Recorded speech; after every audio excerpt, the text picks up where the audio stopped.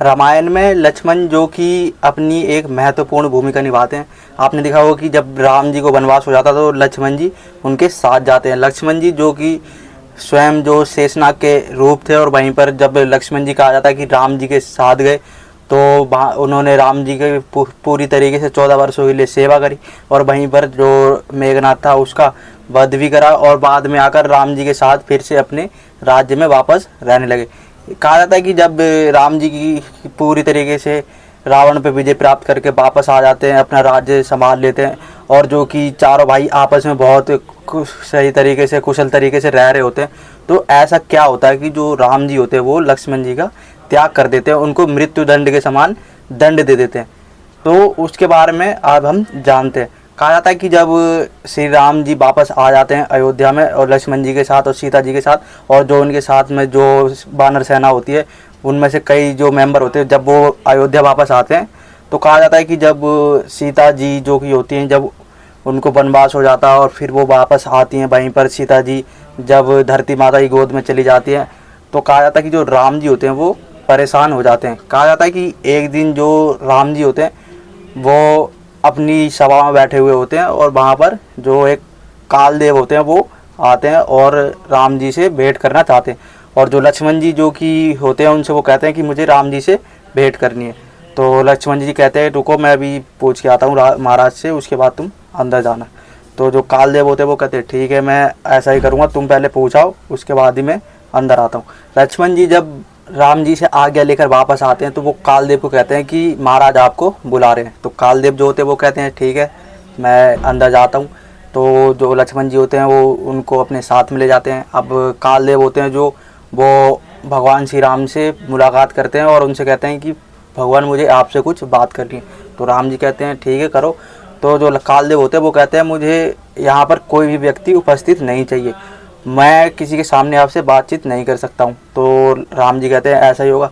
और वो कालदेव जो होते हैं वो एक शर्त भी रखते हैं कि हमारी अगर बात कोई चुपके से भी सुनेगा और यहाँ आने का गलती से भी दुस्साहस करेगा तो आप उसे मृत्यु दंड दोगे।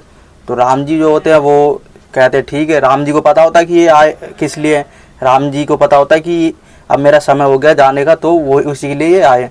तो जो कालदेव होते हैं वो कहते हैं कि भगवान अब आपका धरती लोक पर समय पूरा हो गया, ब्रह्मदेव ने आपकी जितनी आयु निर्धारित करी थी वो पूरी हो चुकी है, और अब आपको आपके धाम में वापस जाना, बैकुंठ धाम में। तो राम जी जो होते हैं वो कहते हैं ठीक है। अब दोनों आपस में बातें कर रहे होते हैं तो कहा जाता है कि जो लक्ष्मण जी होते हैं वो जब पहरा दे रहे होते हैं बाहर, तो कहा जाता है कि जो ऋषि दुर्वासा होते हैं वो वहाँ पर आ जाते हैं। अब जो ऋषि दुर्वासा होते हैं वो कहते हैं कि मुझे महाराज से मिलना है। तो लक्ष्मण जी कहते हैं कि महाराज अभी बिजी हैं, वो अपने कार्यों में व्यस्त हैं, वो अंदर हैं, अभी आप उनसे नहीं मिल सकते। तो जो दुर्वासा ऋषि होते हैं वो कहते हैं कि नहीं, मुझे अभी जाना है और भगवान से मिलना है। तो लक्ष्मण जी कहते हैं नहीं, वो अभी किसी से बातचीत कर रहे हैं और उन्होंने सख्त आदेश दिया है कि कोई भी अंदर ना आ पाए, और मैं इसलिए यहाँ पर पहरेदारी कर रहा हूँ। तो जो ऋषि दुर्वासा होते हैं वो लक्ष्मण जी की बातों को सुनकर बहुत ज़्यादा भड़क जाते हैं और कहते हैं कि तुम्हें पता है मैं कौन हूँ। तो वो कहते हैं कि हाँ मुझे पता है आप ऋषि दुर्वासा हो। तो वो कहते हैं कि तुम्हें ये भी पता है कि मुझे क्रोध कितना आता है। वो कहते हैं हाँ मैं जानता हूँ। तो ऋषि दुर्वासा होते हैं वो कहते हैं जब तुम्हें हर चीज़ का पता है तो तुम मुझे फिर भी अंदर क्यों नहीं जाने दे। वो कहते हैं मैं आपको नहीं जाने दे सकता, ये महाराज की आज्ञा का पालन कर रहा हूँ मैं, इसलिए मैं नहीं जाने दूंगा, और अगर मैं आपको जाने दूंगा तो महाराज की आज्ञा का अवहेलना करना होगा।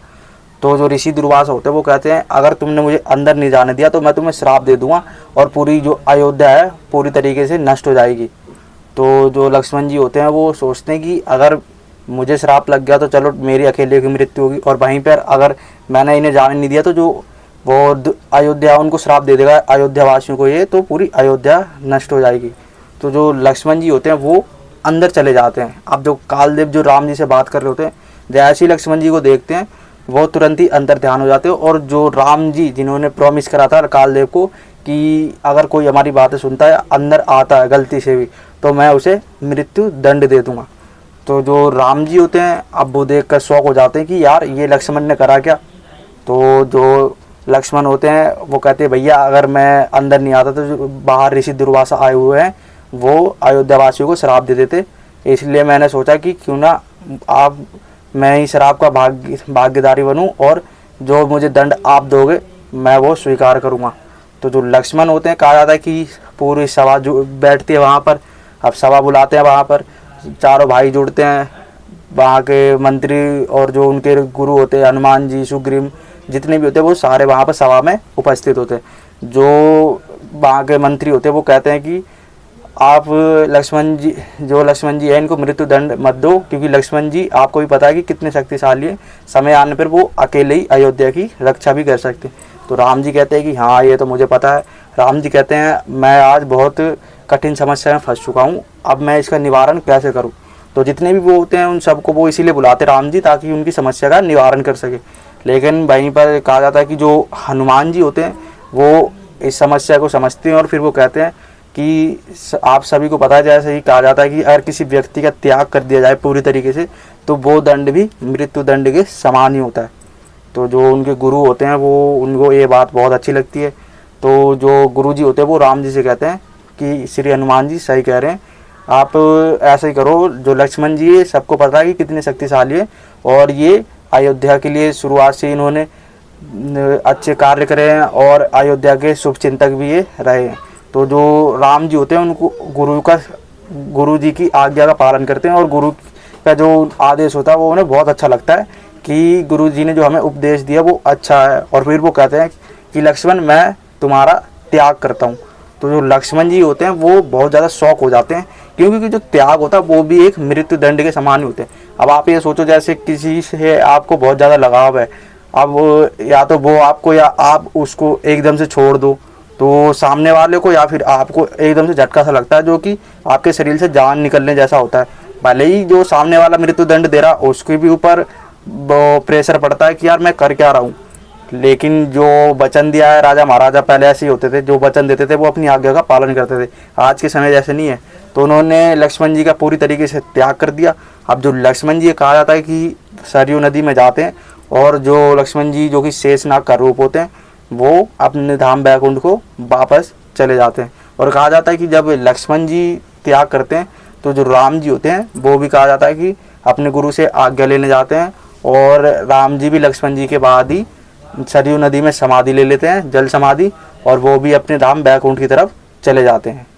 तो इस तरीके से कहा जाता है कि जो लक्ष्मण जी थे उनका राम जी ने त्याग करा और उन्होंने जल समाधि ले ली, या तो यूँ कहो कि उनकी एक तरह से मृत्यु हो गई।